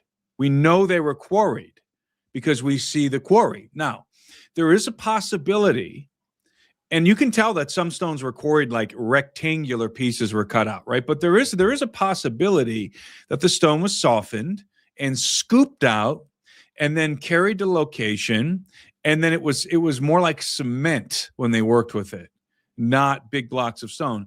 I find that to be kind of a fascinating theory. I don't know if it's true. Here's another one. This one I really like. So I don't know if you've looked into this, but let's talk about, so if you can soften stone, if you can melt stone, then you can manage it, moving it, right? Because you just move it in pieces. It's because you're moving cement, basically. Okay, so just picture like cement. You're moving cement instead of big boulders. Okay, if you can do that, then you can pour the stone in place. And I don't know if this is what they did, but let's play with this idea for a minute. So how could the ancients melt stone? Well, it turns out that all that the ancients would have needed to melt stone and anything else on planet Earth are parabolic lenses. That's it. Parabolic lenses.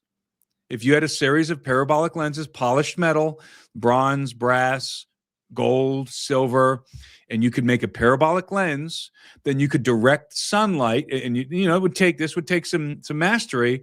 You could direct sunlight and create what essentially is a solar laser beam that is hot enough to melt anything, to cut through anything, and to melt anything. And I remember seeing a demonstration of this in a documentary or a TV show where there was this gentleman. I wish I could remember exactly what this was so I could give him attribution. But there's this guy, he was in his lab. I think it was in maybe you've seen this. I think it was in France, and they had a parabolic lens on the roof. That's all it was. They just had a parabolic lens on the roof, and it was angled in such a way, a series of lenses, that it created a stream of sunlight coming down into the lab. And it was like, maybe like a very, very thin stream of sunlight, like a bandsaw, right? And the guy, the scientist working with it said, keep your hands away from this. He said, you can't see it, but it's here. And he took a spray bottle and he sprayed it, and you could see the sunbeam coming down, right? And then he said, there is nothing on planet Earth that this solar laser cannot melt. Nothing. And he had all these different alloys around him, right? And they would put them into the beam one by one, different rocks, metals, and it literally melted everything. Wow. And all it was lenses capturing sunlight and directing sunlight. So even the Inca had the technology to make, and they did make solar discs, had the technology to make parabolic lenses. And if you can make these parabolic lenses and direct them, it would take a lot of precision. It's not easy, but it's doable. You can cut through any stone on Earth. And not only can you cut through stone like a laser beam, you can put rocks. Let's say you got a bunch of granite rocks, like the size of bowling balls. You put them into a vat, and then you take these parabolic lenses and you shoot beams of light into the vat, and you melt the stone. And you create you melt the stone, and you create essentially like a cement, and then you pour the stone into place. And then you're not even using... Okay, so if we take that concept to a grand scale, an industrial scale at say Sacsayhuaman, where you've got the wall of loosely placed quarried stones, and then you pull those mirrors back, and then you heat up each one, and then they mold into each other. Yes. Wow. Right. And let me correct what I said. You don't pour the stones into place in that case. Rather, what you do is you make molds. So if you have a jigsaw wall that you're going to build, all you have to do then, if you can soften stone, all you got to do is build the molds, wooden molds, right? You just build the molds. That's easy enough to build the jigsaw molds. They don't even have to be out of wood. You could build it out of some other material that's more malleable. You have the molds. All you do is put the rocks into the mold and melt the rock in the mold. And then you take that stone that's essentially already exactly shaped, right? And you put it into place. I have a neighbor's house I would like to use that on. Well, it's really, I mean, if you can harness sunlight, again, with parabolic lenses, you can melt and cut stone. That's a fact. So have you seen the TV show? You have to go back. It's a few decades now, that Mark Lerner made, the archaeologist, Egyptologist from from Giza. He did a TV show called I think it was called This Old Obelisk. Have you seen that? No. So he goes to a quarry here in the United States and has a granite obelisk made at this quarry. It's 30 feet long. It probably weighs 50 tons, right? Maybe 100 tons. It's 30 feet. He brings in 100 men with ropes. They levered it up so it was at an angle, and then attempted to raise it upright. It didn't happen. No. It didn't happen. And that obelisk from that TV show is still in the quarry. It's lying on the ground in the quarry. Right. So, I mean, yeah, lifting heavy stones doesn't seem to me like they were just lifting heavy stones. Like, let's go back to like at Aswan and other places in Egypt where you see clearly the scoop marks in the stone, right? Like someone's scooping. Well, if you take these parabolic lenses and you heat that surface of that stone up, guess what you can do? You can scoop out the stone, right? You can scoop out the material with, let's say, like one of those, like wet sand, precisely, like wet sand. And doesn't that look like that's what they were doing there? Like taking like some kind of a tool, like today, what we would call a hoe, right? You take it and you scooping out the material, gathering up the material, and then to build the pyramids, you just put them into the molds. You put that material into the molds. You could mold them right in place. So you just got guys carrying the bags of wet stone or softened stone and dumping it into the molds, and then the molds dry in place. And that's way, way easier than carrying stones up to the higher levels of the pyramid, up ramps and all of that. Now, is that what they did? I don't know. I have no idea how viable. I know it's possible. I do know it's possible. I don't know how viable the theory is, but it would be interesting for somebody to test this with parabolic lenses, direct the sunlight onto some granite, and then see if you can scoop the top layer of it off after it heats up sufficiently, right? Like molten granite. That's fascinating. Yeah, it's fascinating. That's fascinating. Here, let me ask you, in the time that we have left, when you go to Aswan and you go to the unfinished obelisk, it's impressive, no doubt. Okay, it's in 1,200 tons, right? It's impressive. But that's not what impresses me. I step back, Timothy, and I go, okay, so what was the plan? I can see the obelisk, right? You can see it. They had a plan of getting that thing out of the pit. That's right. And down to the Nile. That's right. What was that plan? So you're right. That's a great point. I'm glad you mentioned that. Even if they were heating up the stone around it to cut it out, they still had to lift that freaking thing off the ground. So even if they're using parabolic lenses, they're still able to lift stuff that it would take industrial cranes today. What was the plan? And here's the thing. Let's discuss this for the last 10 minutes. There are three things for me about Egypt that are paramount, and it's just not discussed enough. The first thing, the Egyptians and the priests were meticulous on storytelling and preserving the story, both on walls and written on papyrus. There is no architectural papyrus anywhere. No. Anywhere discussing anything, the most, the temples, the thing, the pyramid, all of the obelisk. There is nothing that discussed that. That is a huge mystery to me. And number two, the crowns, Upper and Lower Egypt, the crowns that the pharaohs wore that are on every temple wall, right? They're right there, clearly depicted. None have been found. Not one crown. Oh, that's an interesting point. I've never thought of. Not one. We don't have. Yeah, we don't have that. And so, we have King Tut's tomb, right? Right, complete, everything, and thousands of objects in there. No crown. That is very strange. Yeah, that is very strange. It's a huge. And furthermore, a lot of these crowns have a elongation to them that makes me wonder if the skulls beneath those crowns were elongated. Now, I certainly we have proof that the daughters of Nefertiti's had elongated skulls, and Nefertiti's herself apparently. But have you ever seen a picture of her daughter, the frieze of her daughters? Yeah.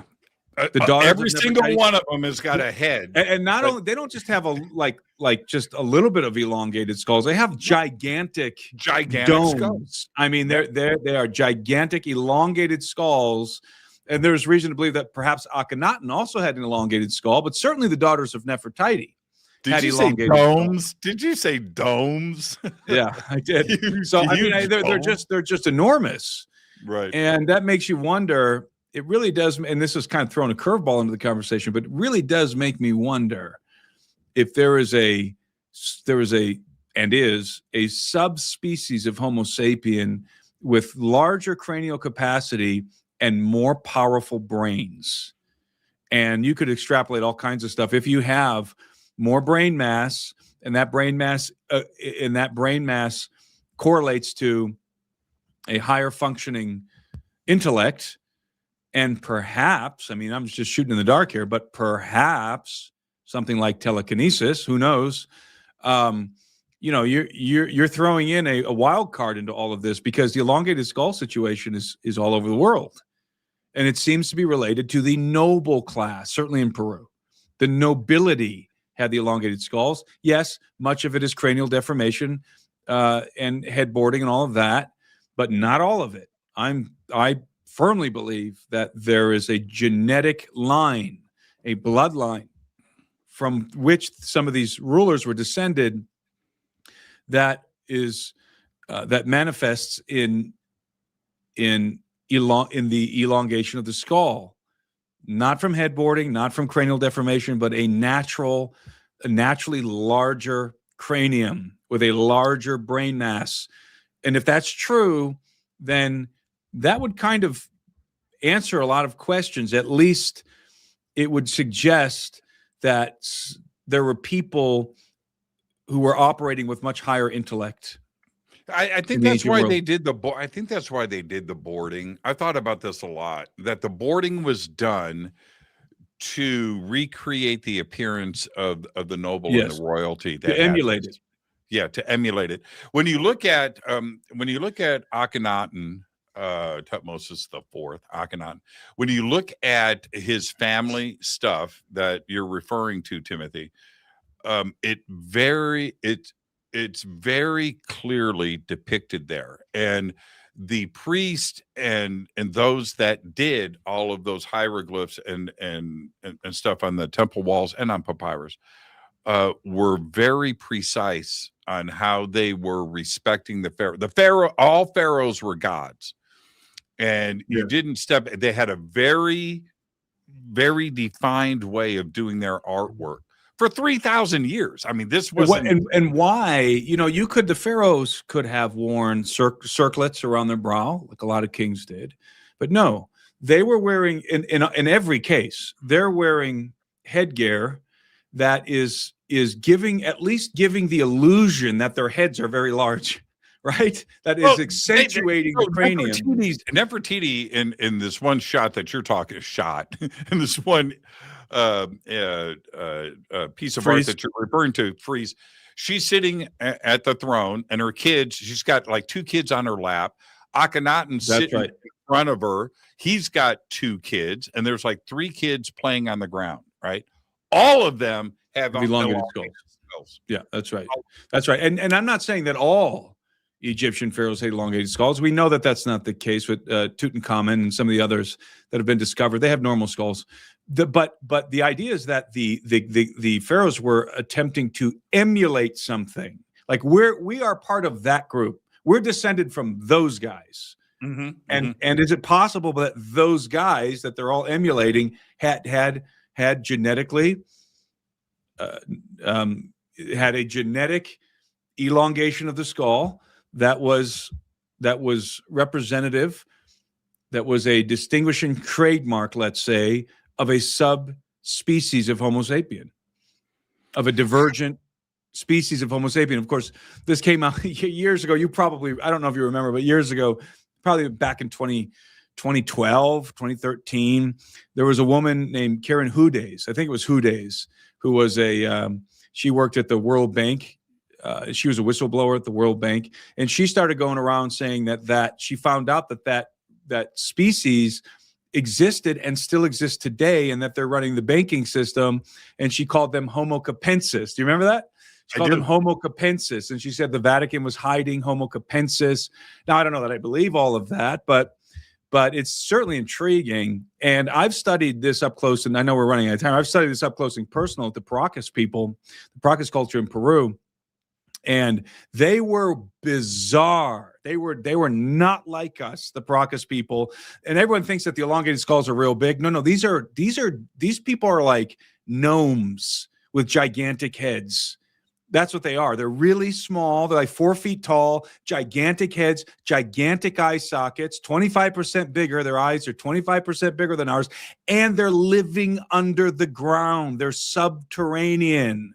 Most people don't realize that about the Paracas culture. They're subterranean. Okay, so this is weird. Who are these people?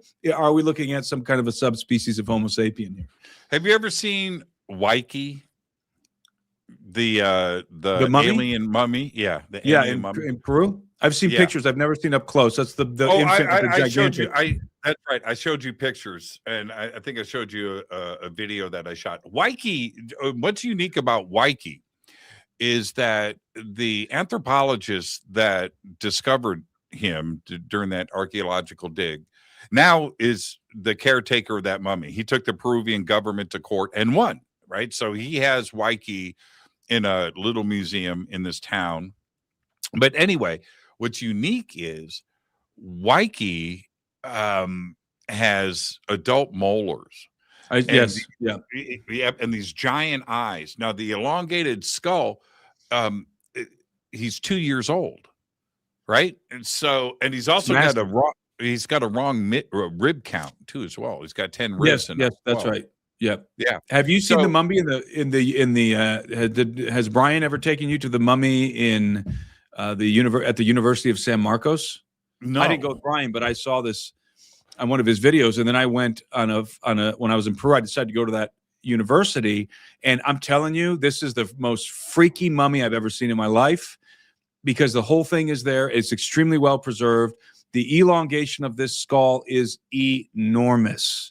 And you can see where the neck connects. It's this mummy is very well. It's one of the first mummies that was excavated, that was discovered by Julio Tejo, the eminent archaeologist who discovered the Paracas culture, and who, by the way, documented how bizarre it was that the Paracas culture was subterranean. Many people miss that. Oh, I have seen this mummy. Yes. I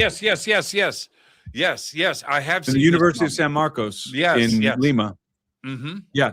And it is just extraordinary, that mummy. And when you look at the neck, the bones on the neck, the way that the neck arches, and the configuration of that of his skeleton, I mean, if and I don't know, I'm not in the medical field. I'm not an archaeologist. I'm not an anthropologist. But standing next to that thing, it was hard for me to conceive of the idea that this was just a regular human being. I mean, it's like, what the hell is this? This isn't us.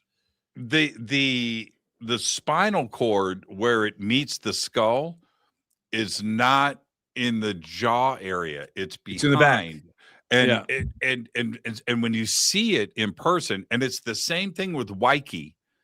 It's the same thing with Waiki. When you look, you can look at Waiki just like in San Marcos. You can walk around and see every side. And so when you look at the side of Waiki, his skull, his face, this is sitting out front, and the spinal cord, okay, so let me change cameras. So here's the skull, here's the face. The spinal cord is in the middle. It's not where, right? It's not here. Yeah. It's back here. Towards the back, It's bizarre, man. It's bizarre. Now, I'm not an anthropologist. I don't know. I don't know what the hell I'm looking at. I can look at my friends and see what's going on. Right?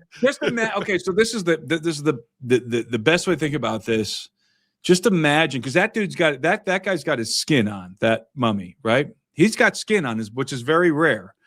Imagine that guy alive, and you and I are sitting in a room, and he walks in the room.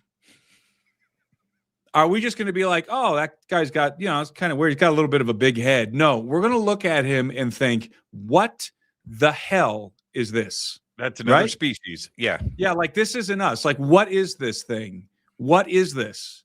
Because, again, he has his skin. I mean, some of the skin is deteriorated on the face, but he has enough there where you can get an idea what this guy looked like. By the way, on that massive dome, red hair. Red hair. Red hair. Imagine you see red hair on almost every mummy. Guys. Yeah. You see red hair on almost every mummy in Peru. It's always red hair. And the archaeologists say, well, that was some thing that they put in the burial, and that's been proven wrong. The hair is genetically red. Such an incredible. This is such an incredible time for us here. I think that with our capacity now to understand more and looking back at ancient history, that there is so much more to be discovered.